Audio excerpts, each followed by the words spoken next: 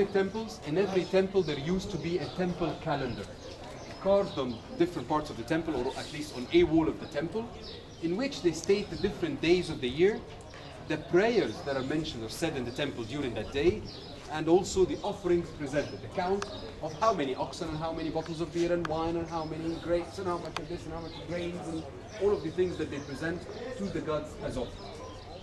And the biggest of these is actually located in the temple. The biggest discovered was located in the temple in the West Bank in Luxor, the temple of Ramses III. And when complete, it was in fragments, but when completed, when put together, it covered the wall, which is 40 meters long and 25 meters high. Right? That's the complete calendar. Right? By the time it reached the Greek period, it was reduced down.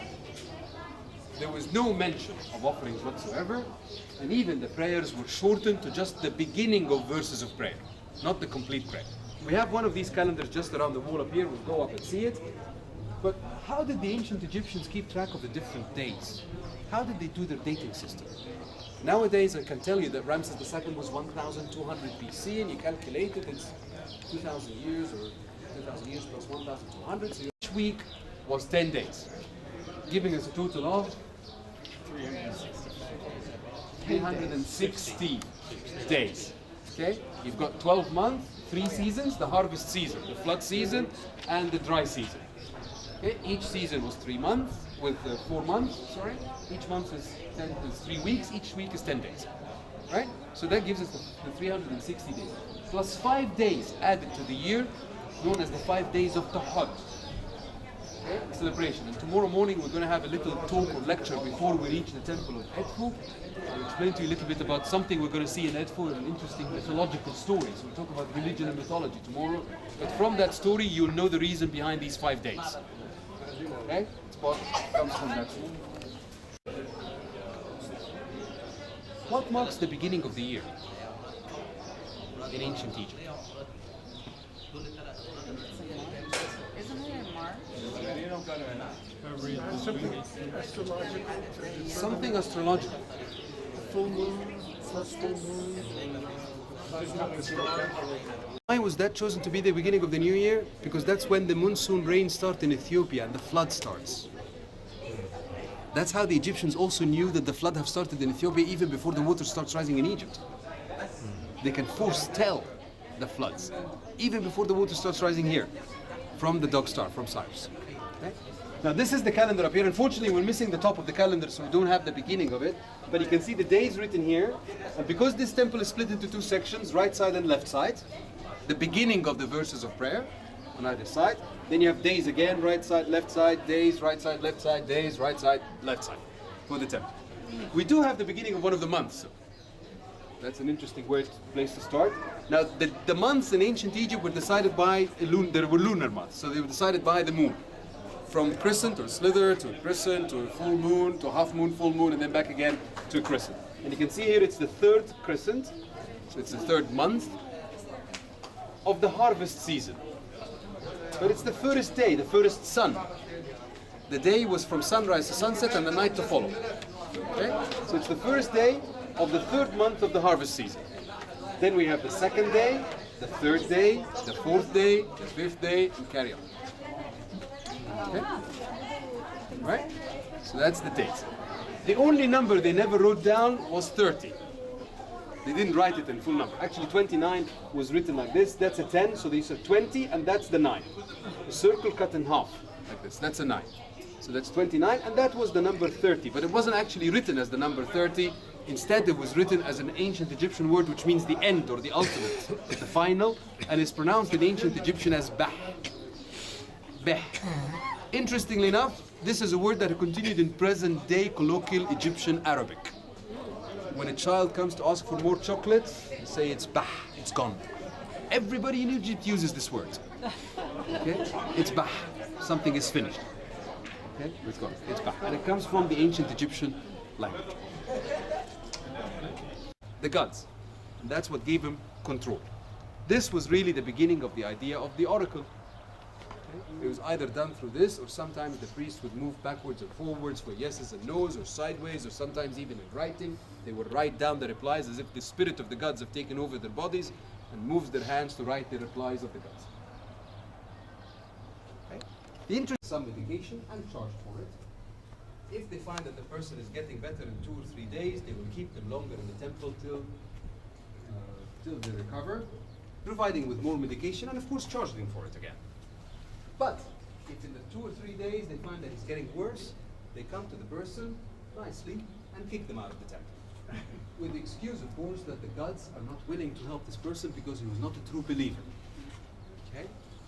To avoid, of course, the chance of anybody dying on them in the temple, otherwise their ability to heal would be totally as a whole. A lot of it based on these.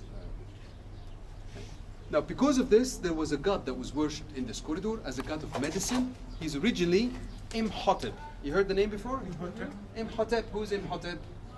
He was the Djoser's vizier.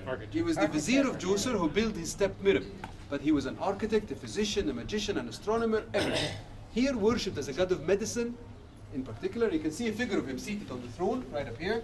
Unfortunately, the upper part is missing, but he didn't have any specific crowns. It was just a normal human head, only identified from his name. In front of him, we have this pedestal carrying the chemicals or the material that are used for medication, and above is written the amounts that should be used of each of these. See the numbers again? There's the tens there, there's 120 grams maybe of this and of that, and it gives the different things. But next to that is another pedestal with the surgical tools placed on it. Now who's going to identify some of these for us? I see scissors. There are scissors right there. Suction cups. Used right there. Scalpels. The scalpels right there. You can see the balance as well, the scale to weigh the different ingredients for the medication. The thongs or the tweezers, middle. A bone saw above it, right up there. So. Did they have any kind of anesthetic? Yes, there are 2 types of anesthetics used. Either drugs, which were used, but the even more effective one was the hit them on the head operation. You punch somebody in the head. Sledgehammer. Sledgehammers, exactly. And of course, hopefully, you run away before they're out of the operation. Right? In front of these figures, front of the figure of the surgical tools, we also have 2 figures of 2 goddesses seated on the birth stool. These are wooden seats with a hole in the middle, almost like a toilet seat. When the ladies are about to give birth, pregnant ladies would squat on it, like this, and the child comes down through the hole in the middle. Okay? The good thing about this, of course, Stone floor or what? on the stone floor or on the basin underneath it or something like that, or they hold it from underneath or something.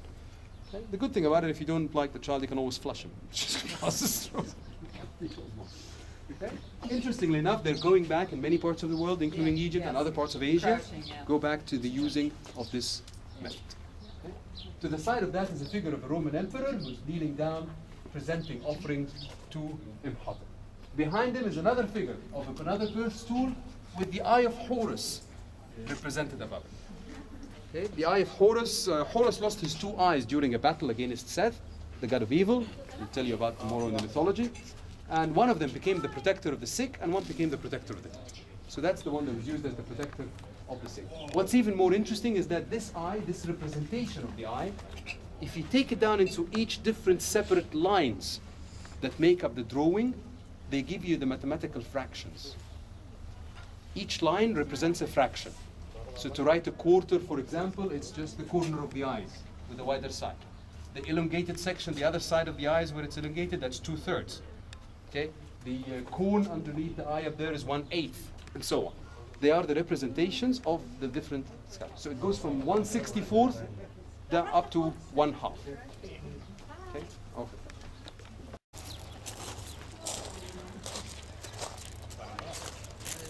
Well. Remember we said every temple has to have a source of water? This was the source of water for this temple, within the temple complex. It was originally connected to the Nile by 2 canals at the bottom. When the water rises in the river, it also used to rise in here, and it provided the water for the temple. But it was used for another purpose also, the measuring of the flood. As we said, when they see Cyrus, the dog star, and the horizon at dawn, they know that the floods have started in Ethiopia. From that day, a week later, they calculate how high up the water has gone.